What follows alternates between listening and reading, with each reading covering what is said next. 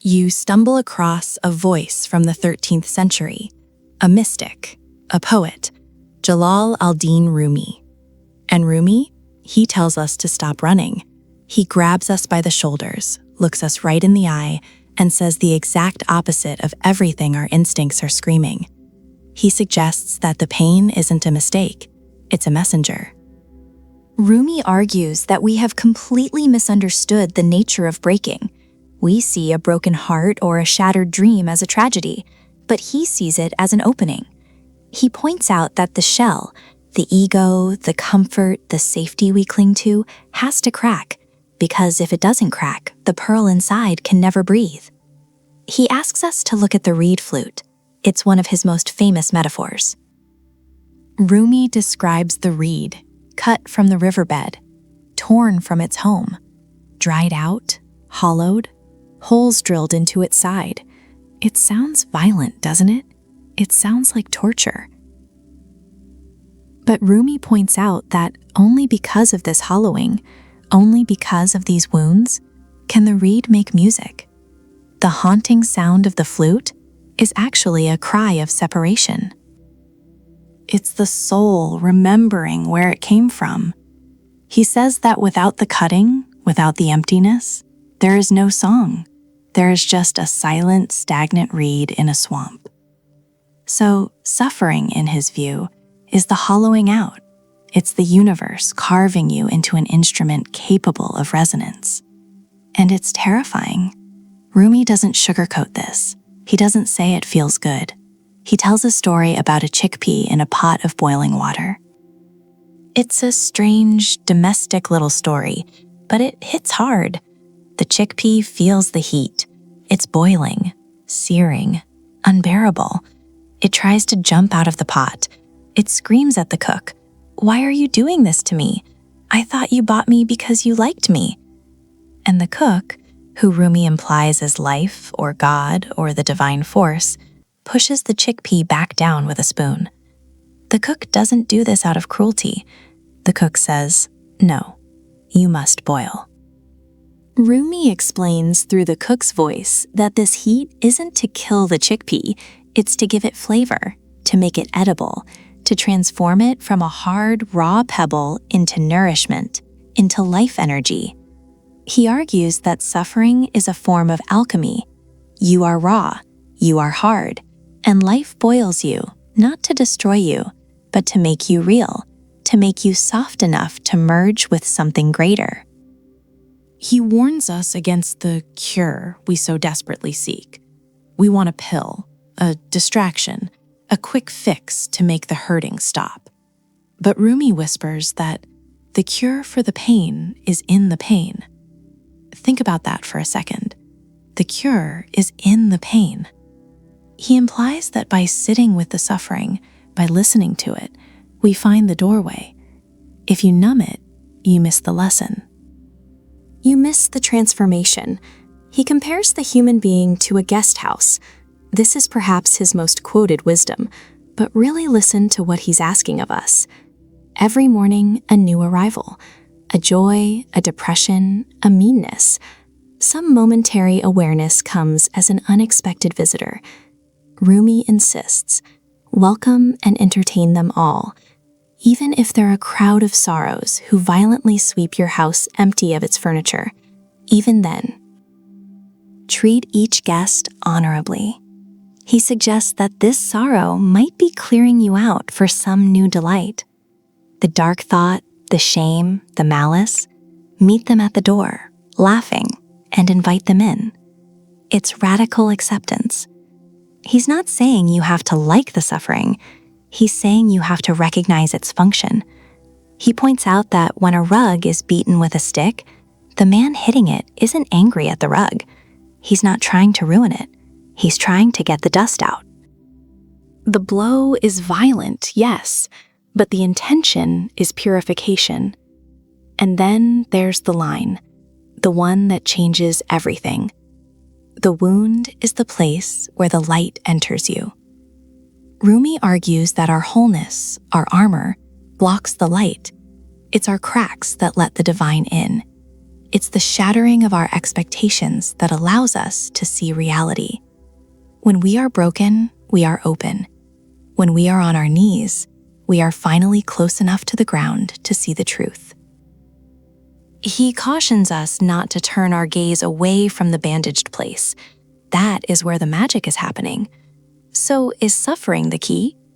For Rumi, absolutely, but not suffering for suffering's sake, not masochism.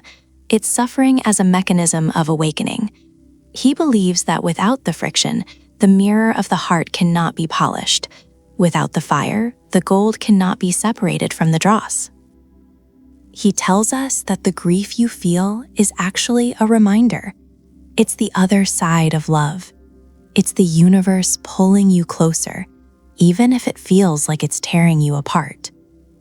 He wants us to stop asking, "Why is this happening to me?" and start asking, "What is this trying to wake up inside me?" Because according to Rumi, you are not a drop in the ocean. You are the entire ocean in a drop. And sometimes the glass has to break for the ocean to flood out. Don't look away from the bandage. Listen to the messenger.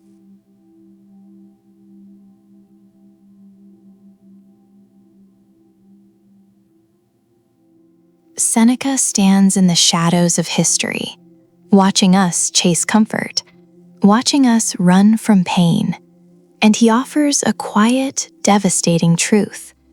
He tells us that the very thing we are running from is the only thing that can save us.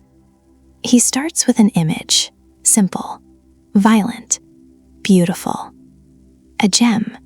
Think about it. A rough stone pulled from the dirt, dull, clouded. It has potential, sure, but it has no gleam, not yet. How does it become beautiful? Seneca reminds us, a gem cannot be polished without friction, nor a man perfected without trials. Friction, that's the key word. It's grinding, it's heat, it's the feeling of being worn down. And Seneca argues that without this friction, without the crushing weight of the world pressing against you, you remain dull. You remain unfinished. See, we usually look at people who have it easy, the ones who coast through life, the ones who never seem to get sick, never lose money, never get their hearts broken, and we envy them. We think, look how lucky they are. But Seneca, he pities them. He actually looks at the man who has never suffered and calls him the most unfortunate man in the world. He says, I judge you unfortunate because you have never lived through misfortune. You have passed through life without an opponent. No one can ever know what you are capable of, not even you. That hits hard, doesn't it? Not even you. He's pointing out a terrifying form of ignorance.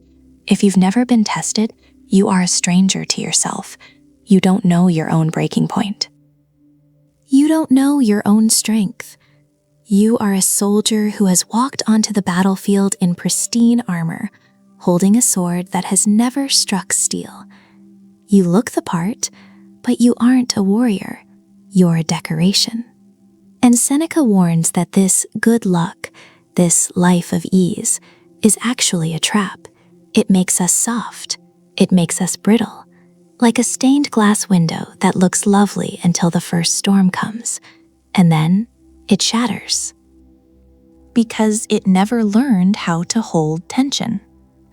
He wants us to reframe how we see the universe. We tend to look at the hardships in our lives, the loss of a job, a sudden illness, a betrayal, and we scream at the sky. We ask, why me? We think the universe is angry at us. Seneca flips this. He suggests that the universe, or fate, isn't acting like a cruel tyrant. It's acting like a strict father, or a wrestling coach. He says, fire tests gold, suffering tests brave men. God, or nature, however you want to frame it, doesn't coddle the people he loves. He hardens them. Seneca points out that a teacher doesn't give the hardest problems to the students she doesn't care about. She gives them to her brightest pupils, the ones she knows can handle it. the ones she wants to see grow. So when the world knocks you down, Seneca argues it's not a punishment, it's a promotion. It's life saying, you are ready for a heavier weight, but it hurts. He never denies that. He's not telling us to pretend the pain isn't there. He isn't saying, smile while you bleed. That's not Stoicism. That's delusion. Instead, he's telling us to look at what is being hurt. He separates the external from the internal. Your reputation? That can be destroyed. Your bank account? That can be drained. Your body? It will age. It will break. It will eventually fail you. These things are the rough edges of the stone. But the core, the soul, that is the gem. And he believes that suffering strips away everything that isn't you. When you lose your status, you find out who you are without the applause. When you lose your wealth, you find out who you are without the safety net. The friction grinds away the ego. It grinds away the arrogance. It grinds away the false sense of control we all cling to. And what's left? Something harder, something clearer. Seneca points to the gladiator in the arena. He asks us to look at the fighter who has been cut, who has bled, who has been knocked into the dust and stood back up. That man walks differently than the one who has never been hit. There is a calm in him, a quiet confidence. He knows he can survive the blow. He knows pain is just information. The man who has never suffered lives in constant fear. He's terrified of the unknown. He's terrified of the what if. What if I fail? What if I lose? The man who has suffered knows the answer. He says, I have failed, I have lost, and I am still here. So Seneca invites us to stop begging for an easy life, to stop praying for the friction to stop. Because if the friction stops, the polishing stops. And if the polishing stops, you remain a stone in the dirt. He challenges us to embrace the heat, to welcome the grind, to realize that the difficulties you are facing right now, the things keeping you awake at night, the stress, the heartache, these are not obstacles to your life. They are the chisels carving your life. They are the only way to reveal the gem.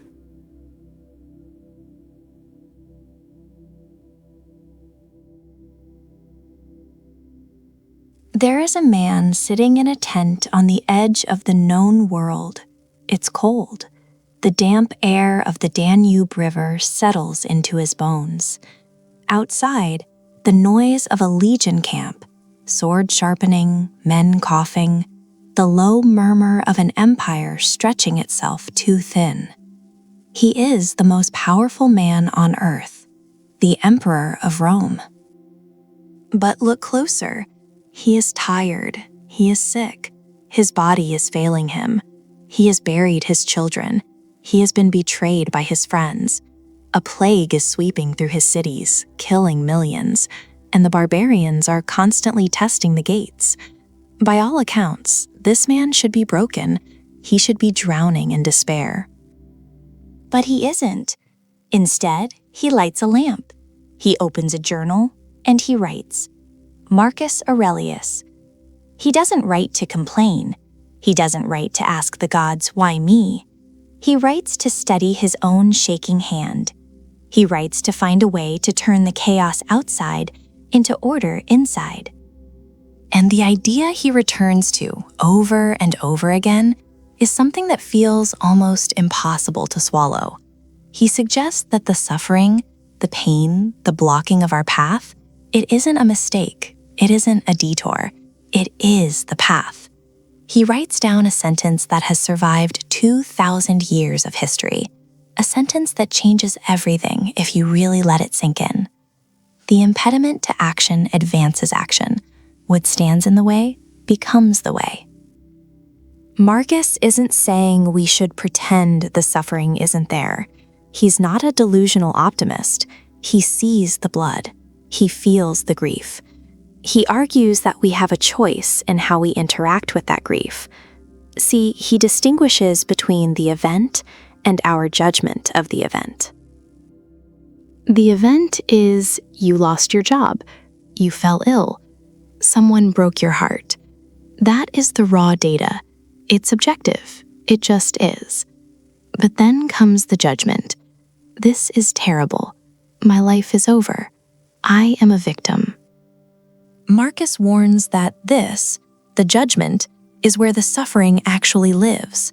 The pain of the event is physical or circumstantial, but the suffering, that's the story we tell ourselves about the pain. He points out that we cannot control the wind, we cannot control the waves, we can't control the betrayals or the viruses or the decay of our own bodies, but the rudder, the mind, that is ours. So when the world throws a wall in front of you, Marcus doesn't tell you to turn around. He tells you to use the wall. He uses this beautiful, terrifying metaphor of fire. Think of a small candle flame. If you throw a giant log on it, what happens? It smothers. It goes out. The obstacle was too big for the fire. But a blazing bonfire? A real inferno? You can throw anything into it. You can throw dead wood, rotting garbage, even obstacles that smell terrible and look ugly. The fire doesn't care. It consumes them. It snaps them up. It turns the obstacle into fuel. It burns hotter because of the obstacle. Marcus argues that our spirit should be like that fire. The suffering you are feeling, that is fuel. He says, everything material is just fuel to feed the fire of this philosophy. This is a radical shift. It means that meaningful living isn't found in a life free of pain. It's found in the alchemy of pain. It's the process of taking the lead weight of trauma and transmuting it into the gold of character. If you are arrogant and life humiliates you, that suffering is the fuel for humility. If you are weak and life crushes you, that pressure is the fuel for resilience. If you are grieving, that loss is the fuel for empathy. He is telling us that nothing is wasted, absolutely nothing, unless we waste it. And this is where he gets tough. He's gentle, but he's firm. He reminds himself and us that we often act like surprised children. We act shocked when rude people are rude, or when mortal things die. He asks, essentially, why are you surprised that the fig tree produced figs? Why are you surprised that the world is harsh? To expect a life without suffering, he argues, is madness. It is to wish for a world that does not exist, and wishing for a reality that doesn't exist is the root of all torture. So, is suffering the key? For Marcus, suffering is the raw material of the key. It is the iron that must be hammered. He sees life not as a dance, but as a wrestling match. You have to be ready for the sudden blow. You have to stand firm when the ground shakes. But there is a strange kind of peace in this, because if the obstacle is the way, then you can never really get lost. You can never truly be stuck, because the thing stopping you is the very thing you need to work on. He writes, "Accept the things to which fate binds you, and love the people with whom fate brings you together, but do so with all your heart." He doesn't just say tolerate it, he implies we must embrace it. Because this struggle, this friction, it's the only thing that shapes us. Without the resistance of the air, the bird cannot fly. Without the resistance of the water, the swimmer cannot move. And without the resistance of suffering, Marcus suggests we are nothing but ghosts. We are formless. We haven't been tested. We haven't been forged. So when the darkness comes, and it will come, Marcus Aurelius stands there in the candlelight, looking back at us across the centuries. He doesn't offer a hug. He offers a challenge. He says, don't run from it. Don't resent it. Use it.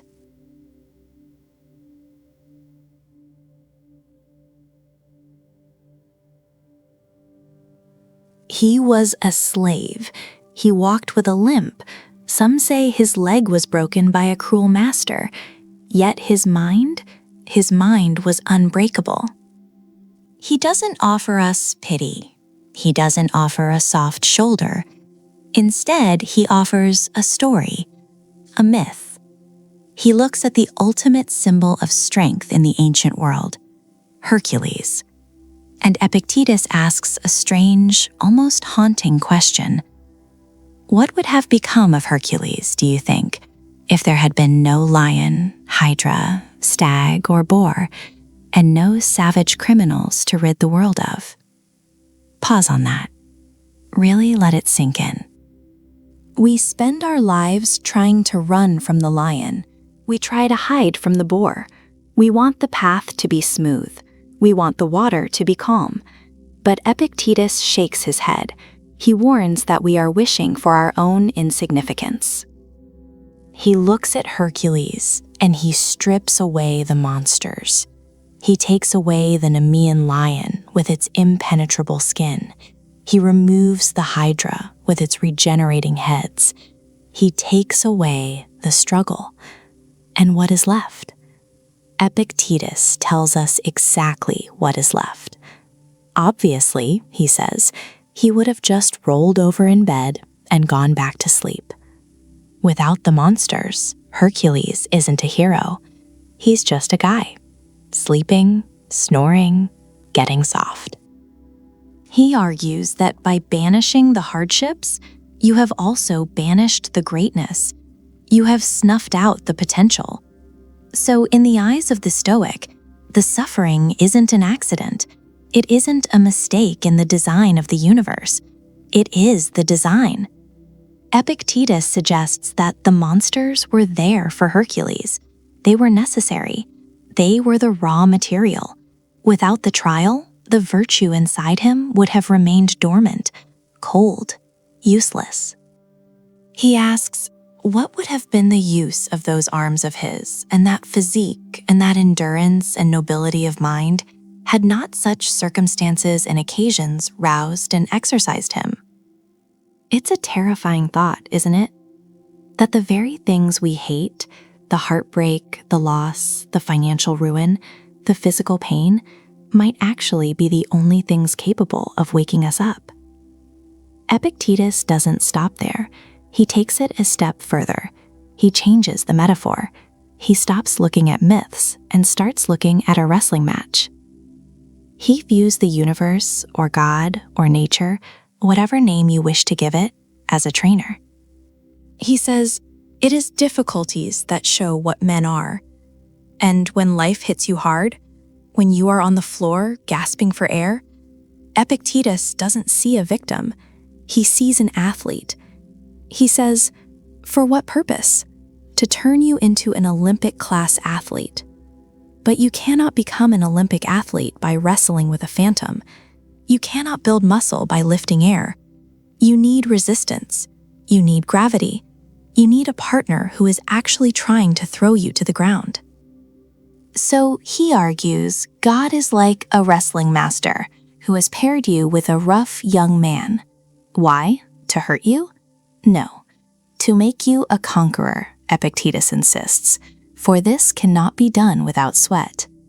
It's ethereal, really, this idea that our pain is a form of selection, a form of trust. He believes that we are often ungrateful for our trials. We curse the rain, not realizing it is the only reason we can grow roots. Epictetus points out that Hercules did not go out seeking the lion because he loved danger. He didn't hunt the boar because he had a death wish. But when they appeared, he didn't run. He stood ready. And here is the crucial distinction Epictetus makes. It isn't about seeking out suffering.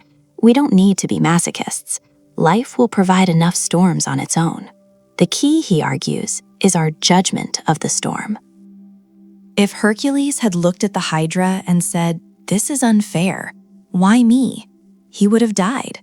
Or worse, he would have fled and lived a life of mediocrity. But he didn't. And Epictetus challenges us to do the same. He says, Bring on me now, O Zeus, whatever trouble thou wilt, for I have just the equipment which thou hast given me, and the means for deriving some distinct advantage from every event. Hear that confidence? I have the equipment. He is telling us that we are already built for the storm. We just don't know it yet because we haven't been tested enough. We haven't been crushed enough to see what diamonds lie inside the coal. So is suffering the key to meaning? For Epictetus, the answer is a resounding yes, but not suffering for suffering's sake, suffering as a forge. He warns that if you live a life without lions and hydras, you live a life without definition. You remain a nebulous cloud of potential, never hardening into who you were meant to be.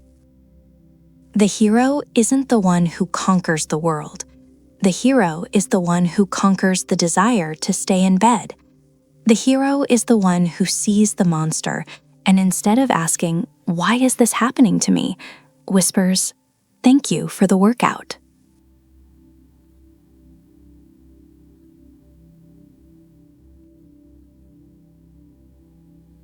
So we start in the East, under a Bodhi tree, with a man who wasn't a god, but a prince who walked away from gold and silk because he smelled something rotting in the air. Siddhartha Gautama, the Buddha. He looked at the world, really looked at it, and he didn't sugarcoat what he saw. He didn't offer a platitude or a comforting lie. He offered a diagnosis. You see, the Buddha argues that our fundamental problem isn't that bad things happen to us. It's deeper than that. It's the first noble truth, dukkha. Usually we translate this as suffering, but that's too simple. It's too dramatic. The Buddha suggests dukkha is more like dissatisfaction. It's a wheel that's slightly off axle, a bone out of socket. It's that subtle, nagging sense that things aren't quite right, even when they're good, especially when they're good.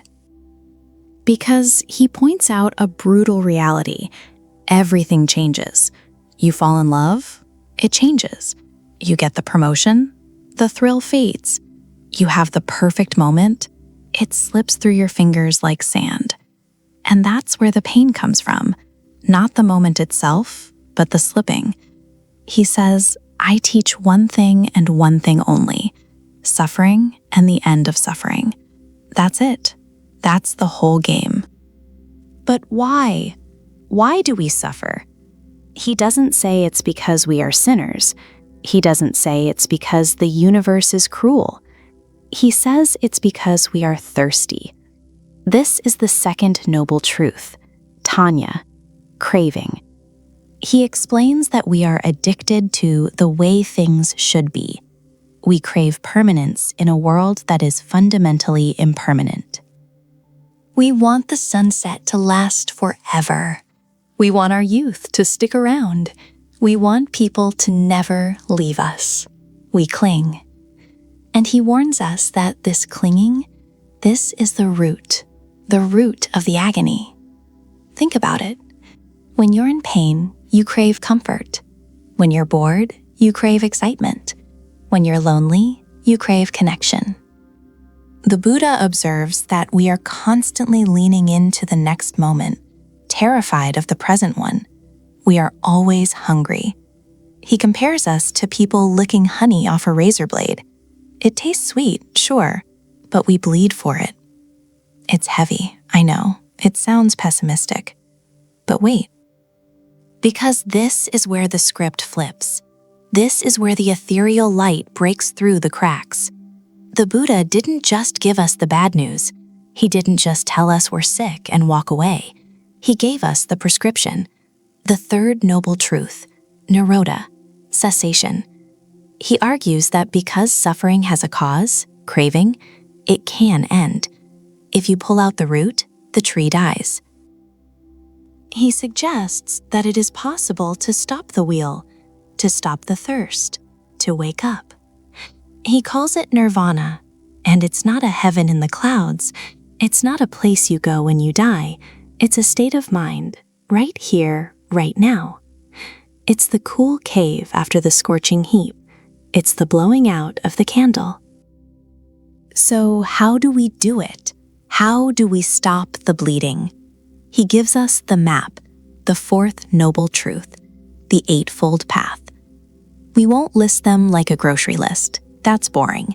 But look at the essence of what he's saying. He's telling us to change the way we see, right view, to understand that you are not separate from the world. You aren't a lonely ego trapped in a bag of skin. You are part of the flow. He asks us to change how we act, to stop causing harm, to speak truth, to live simply. But mostly, he asks us to pay attention, mindfulness. He teaches that if you can watch the suffering, just watch it, without pushing it away and without drowning in it, something magical happens. You stop being the victim of your pain. You become the witness of it. You see the anger rise. You see the sadness swell. And instead of saying, I am sad, you say, there is sadness. Do you feel the difference? It's a canyon of difference. The Buddha isn't saying we should become robots. He isn't saying we shouldn't feel pain. If you pinch a Buddha, he hurts. If a Buddha loses a friend, he weeps. But he doesn't suffer over the suffering. He doesn't shoot himself with the second arrow.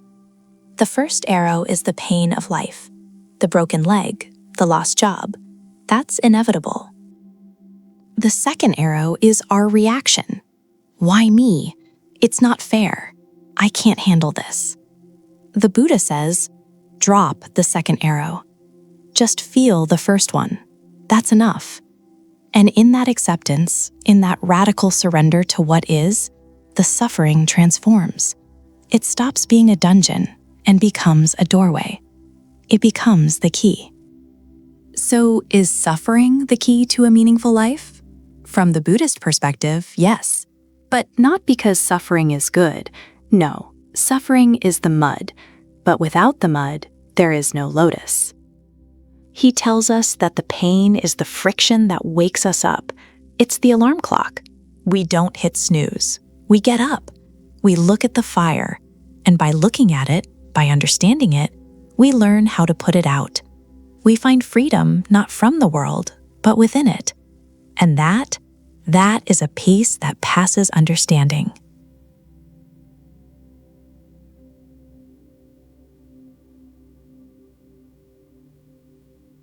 See, there's this idea we have of Stoicism. We think it's about having a stiff upper lip, being cold, unfeeling, like a statue made of marble. But that's not it at all. If you look at the private journals of Marcus Aurelius, the most powerful man in the world, the emperor of Rome, you don't find a man who is numb. You find a man who is struggling. He was surrounded by wars, by plague, by betrayal within his own family. He was burying his children. And yet, in the middle of all that darkness, he writes something that changes everything.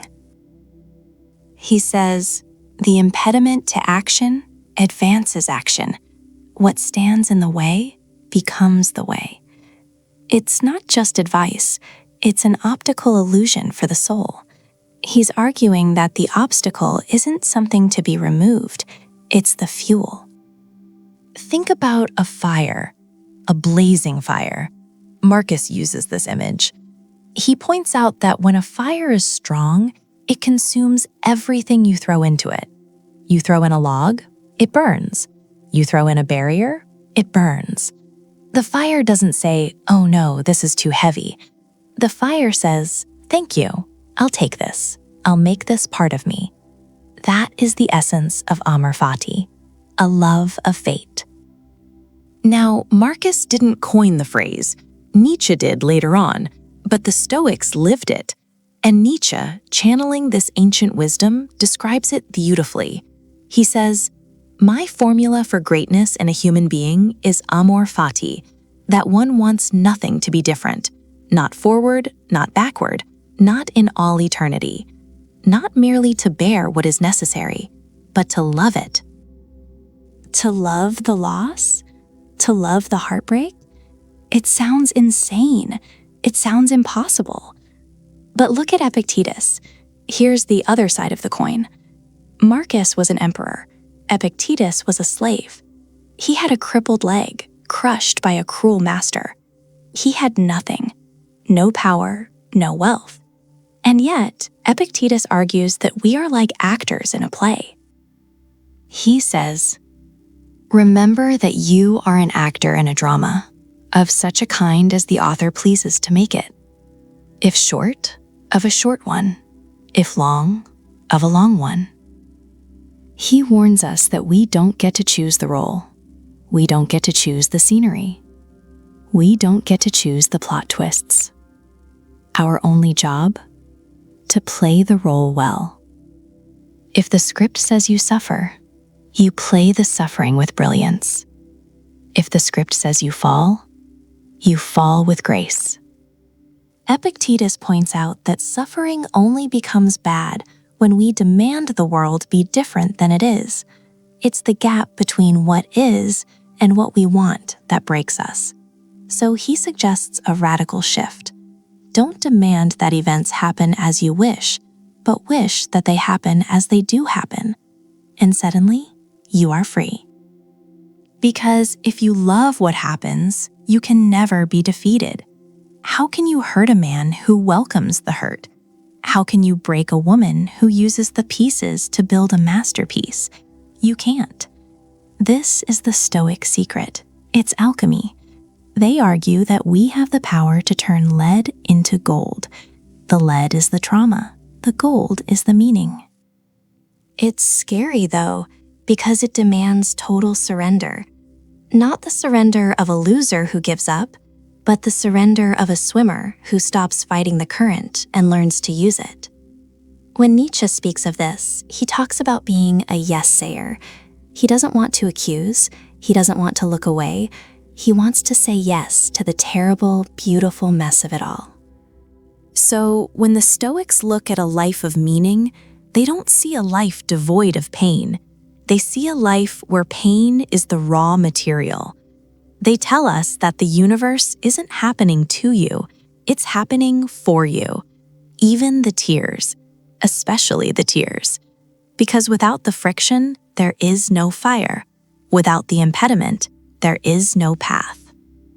And if you can stand in the wreckage of your plans, look around at the dust and the ruin, and say, "This too is necessary. This too is mine to love," then, according to them, you haven't just found meaning, you've become invincible.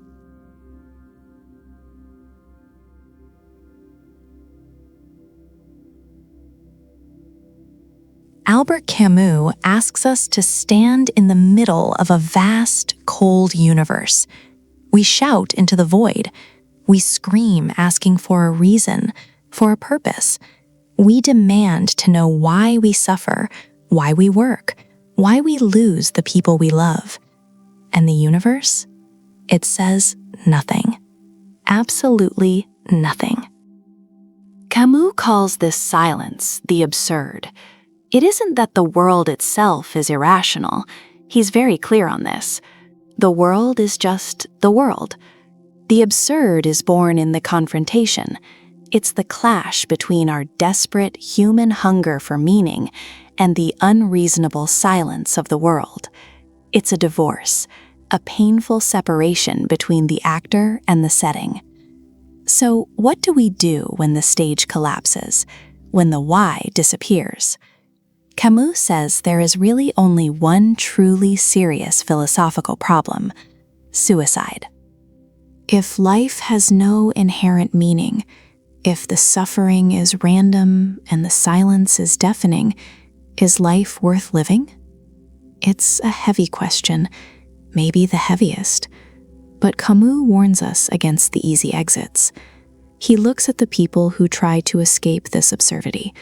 Some choose physical suicide, simply ending the game because the rules make no sense. Camus rejects this. He says it's a surrender. It's an admission that the absurd was too strong for you. Then there are others. They commit what he calls philosophical suicide. This is the leap of faith. They invent a meaning. They hope for another life, a divine plan, a higher structure that explains away the pain. They pretend the silence isn't silent. Camus shakes his head. He calls this evasion. It's lying to oneself to feel better. It is, in his eyes, a betrayal of our reality. So if we don't kill ourselves and we don't lie to ourselves, what is left? Revolt. Camus argues for a life lived in spite of the lack of meaning. He wants us to look the absurd in the eye and say, I know you are empty, but I am here anyway. And to show us how this looks, he points to a man in the underworld, Sisyphus. You know the story. The gods condemned Sisyphus to ceaselessly rolling a rock to the top of a mountain. And every single time, the stone reaches the summit, its own weight drags it back down. It rolls to the bottom. And Sisyphus has to go back down and start again, for eternity. Camus calls this the unspeakable penalty, futile and hopeless labor. There is no worse punishment, he suggests, than work that leads nowhere. It sounds like hell. It sounds like the ultimate suffering. But Camus asks us to look closer. He zooms in on a specific moment, not the struggle up the hill, not the straining muscles or the face covered in dust. No, he focuses on the return, that moment when the rock has rolled away, that pause when Sisyphus turns around and begins to walk back down toward the plain. Camus calls this the hour of consciousness. Because in that moment, Sisyphus isn't just a victim, he is awake. He knows his fate. He knows the rock will roll down again. He knows there is no hope of final victory. And yet, he goes back down. Camus argues that this clarity, this total awareness of his torture, is actually his victory. By accepting his rock, by claiming it as his task, he becomes superior to his fate. The gods wanted to break him with futility, but if Sisyphus accepts the futility, if he realizes that his life is entirely in his own hands, the punishment loses its power. Camus writes, "The struggle itself toward the heights is enough to fill a man's heart." He doesn't promise that the suffering ends. The rock is still heavy. The hill is still steep. The sweat still stings the eyes. But the meaning doesn't come from finishing the task. It comes from the act of pushing. It's a strange, beautiful alchemy. The suffering isn't a path to some future reward. The suffering is the life, and the revolt against it is where the dignity lives. Sisyphus owns his days. His fate belongs to him. And this is where Camus leaves us with perhaps the most famous, paradoxical line in existential philosophy. He looks at this sweaty, exhausted, condemned man walking down a mountain toward a torment that will never end. And he tells us, one must imagine Sisyphus happy. Happy. Not because everything is okay, but because he is alive, because he is conscious, because he refused to look away from the darkness and found a way to exist within it. So, is suffering the key? For Camus, it's not a key that unlocks a hidden door to paradise. Suffering is just the wall. But the key is how we choose to stand against that wall, with eyes open, with a heart full of revolt, and perhaps with a smile.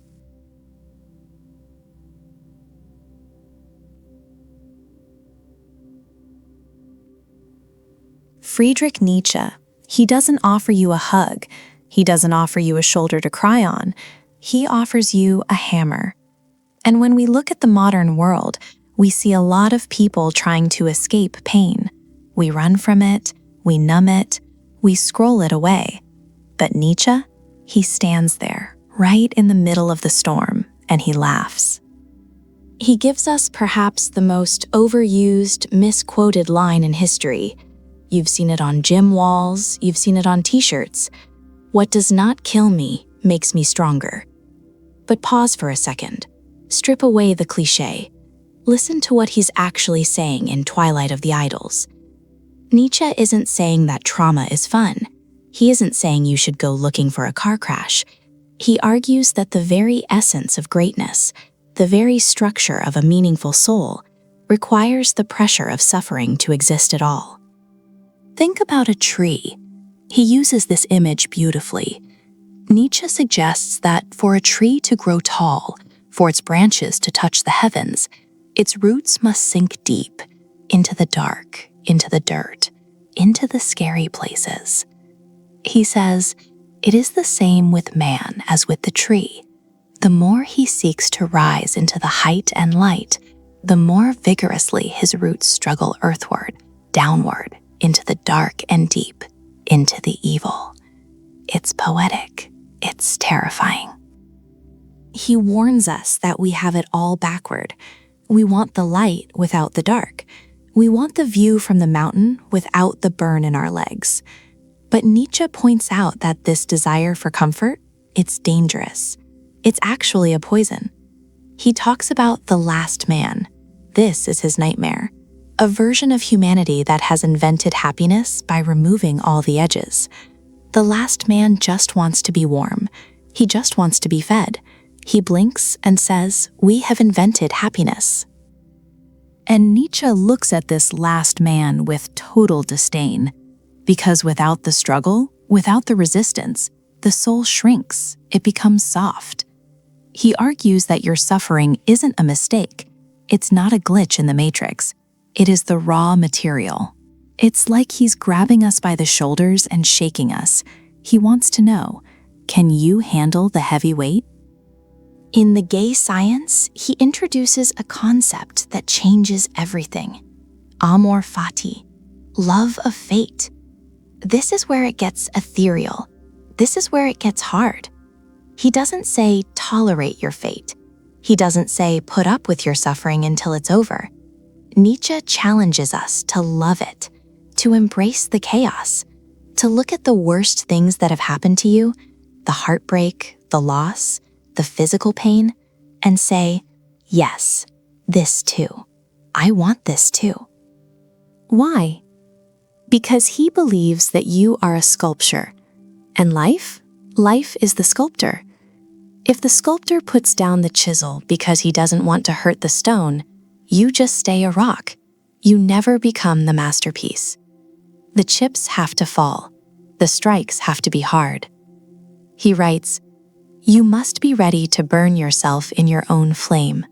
How could you rise anew if you have not first become ashes? That's the secret, the burning. We treat suffering like it's an interruption to our life. Nietzsche argues that it is the life. It is the catalyst. And he knew this. This wasn't just theory for him. The man lived in agony, chronic migraines, blinding eyesight, stomach ailments that left him bedridden for days. He was alone. He was misunderstood. So when he writes about strength, he isn't writing from an ivory tower. He's writing from the abyss. He's writing from the darkness. He suggests that the great health isn't about never getting sick. It's about getting sick and overcoming it, again and again and again. That's the cycle. He points out that the tension of the soul in unhappiness, that is what cultivates its strength. So when the world tries to sell you comfort, Nietzsche sneers. He wants you to be dangerous. He wants you to be formidable. He says, I tell you, one must still have chaos in oneself to be able to give birth to a dancing star. A dancing star. It's such a beautiful, fragile image, but it only comes from chaos. It only comes from the pressure. He pushes us to stop asking, why is this happening to me? And start asking, what can I build with this? Because if you don't die, if the weight doesn't crush you, then what is left standing? Something harder, something sharper. Nietzsche argues that the tragedy of life is not that we suffer. The tragedy is that we waste it. We waste the pain. We suffer without meaning, and that is what kills us. But if we can find the meaning, if we can find the why, then as he famously puts it, he who has a why to live for can bear almost any how. He hands the responsibility back to you. The pain is inevitable, the suffering is guaranteed, but the strength? That's a choice. That's an act of will. It's raw, it's uncompromising, and it forces us to look in the mirror and ask, are we just trying to survive? It's you to be strong.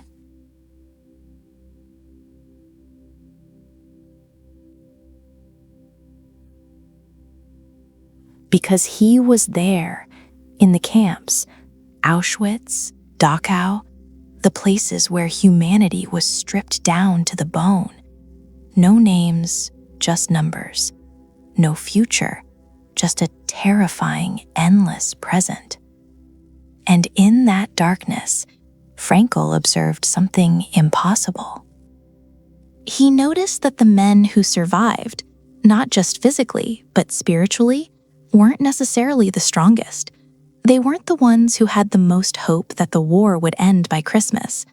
Actually, he warns us about those men, the ones who pinned their survival on a date.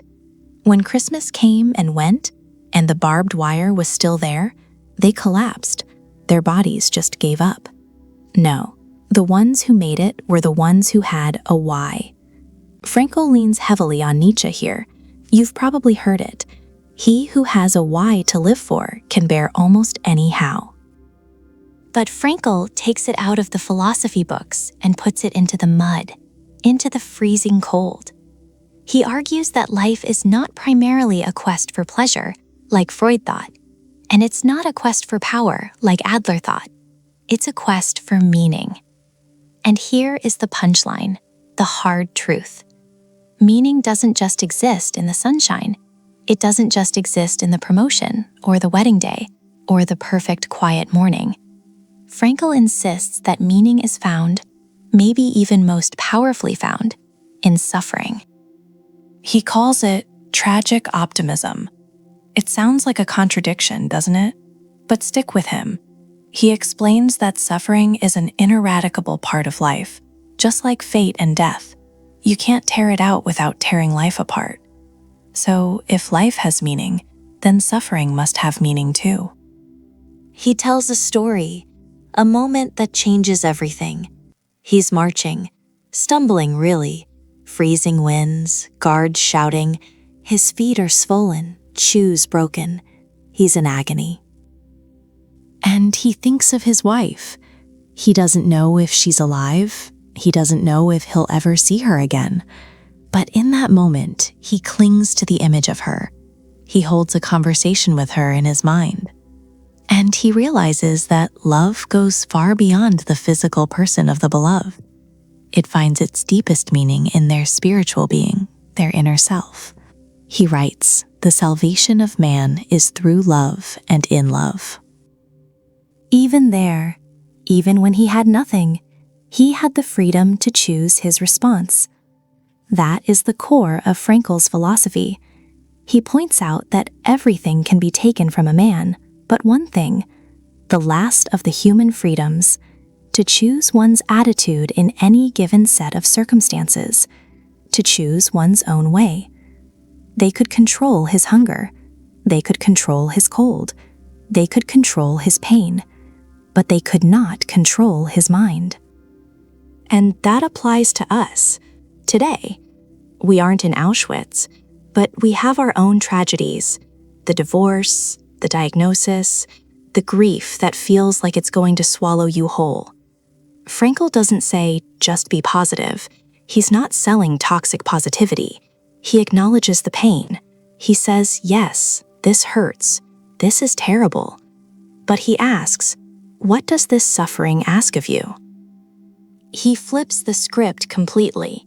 We usually ask, what do I expect from life? We want life to give us happiness, success, comfort. Frankl says, no, you're asking the wrong question. The real question is, what does life expect from me? He suggests that life is questioning us, every hour, every day. And our answer isn't in words, it's in right action, it's in right conduct. Sometimes the right action is simply to bear a heavy burden with dignity. There's this incredible example he gives, a story about an elderly doctor who came to him in deep depression. The doctor had lost his wife 2 years earlier, and he loved her above all else. He couldn't handle the grief, he couldn't see a way out. Frankl didn't give him a pill, he didn't offer platitudes. He asked the man a simple question.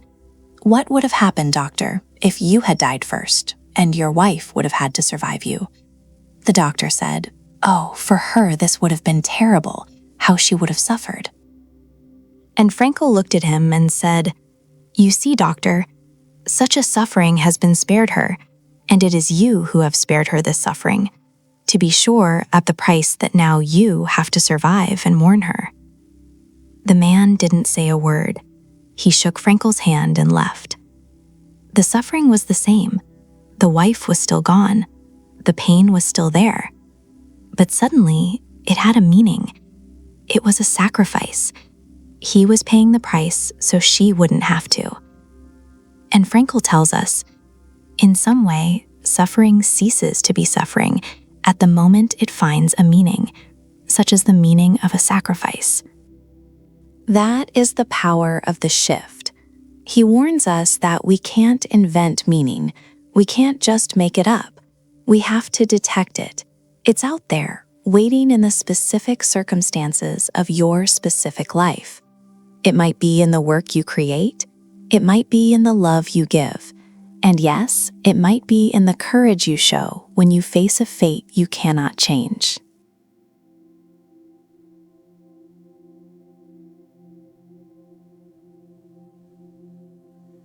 "300 years before Christ, a merchant named Zeno is sailing from Phoenicia to Piraeus.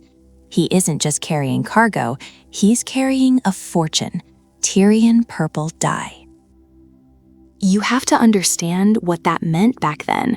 This wasn't just merchandise, it was royalty, it was status. It was the blood of sea snails, painstakingly harvested, worth more than its weight in gold.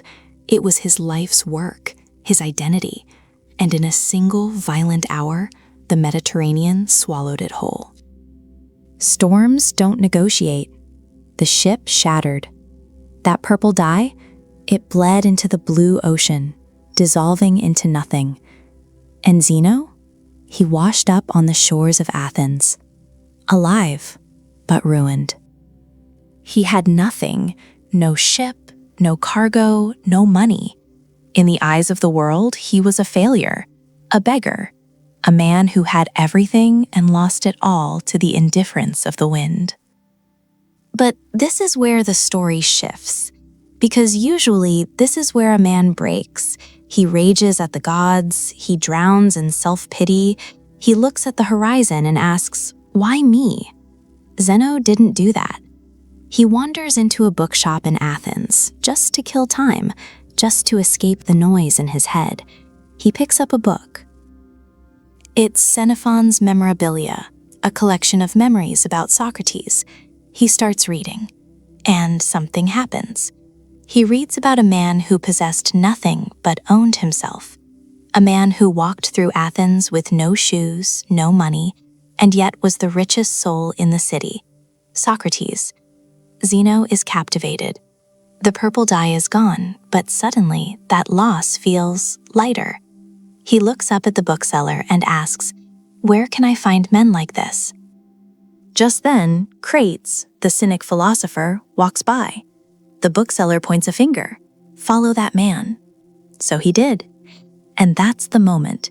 That is the exact moment Stoicism was born. Not in a classroom, not in a palace, but in the wet, shivering aftermath of a disaster. Zeno later looked back on that shipwreck, and he didn't call it a tragedy. He didn't call it a curse. "I made a prosperous voyage," he said, "when I suffered shipwreck." Think about the weight of that sentence. He's telling us that the worst thing that ever happened to him was actually the best thing. If the sea hadn't taken his fortune, he would have remained a merchant. He would have lived a life chasing coins, worrying about storms, obsessing over the price of dye. He would have died rich, and he would have died asleep. But the disaster woke him up. It forced him to ask the question that sits at the heart of all Stoic philosophy. What is actually mine? Is it the cargo? No, the sea can take that. Is it the ship? No, the rocks can break that. Is it my reputation? No, people can destroy that. Zeno realized that the only thing he truly owned was his mind, his reasoned choice, his ability to look at a disaster and decide what it means. The Stoics call this the dichotomy of control, but it's more than just a logical exercise. It's a survival mechanism for the soul. Zeno teaches us that suffering isn't just an interruption to our life. It's a tool. It strips away the non-essentials. When the ship goes down, you find out who you really are. You find out what can't be drowned. He founded a school on the Stoa Poikile, the painted porch in Athens. And he didn't teach people how to avoid pain. He didn't teach them how to get their cargo back. He taught them how to be invincible. Not invincible because nothing can hurt them, but invincible because nothing can break them. He argued that we suffer not because of the events themselves, but because of our judgments about them. The shipwreck wasn't bad. It was just wood and water and physics. The badness was in the mind of the merchant who thought he needed that dye to be happy. Once Zeno let go of that need, he was free. So when we look at our own lives, our own shipwrecks, Zeno is asking us to look closer. The breakup, the job loss, the illness, the failure. It feels like the end. It feels like the ocean is swallowing us. But the Stoic perspective flips the script. It suggests that maybe, just maybe, this disaster is clearing the deck. It's washing away the Tyrian purple, so you can finally see the man underneath. It's a terrifying thought, but it's also a liberating one. Because if Zeno is right, then we don't have to fear the storm. We don't have to fear the loss. We only have to fear sailing through life without ever knowing who we really are. The shipwreck wasn't a punishment. It was an invitation to stop being a merchant of things and start being a master of oneself. And that is a prosperous voyage indeed.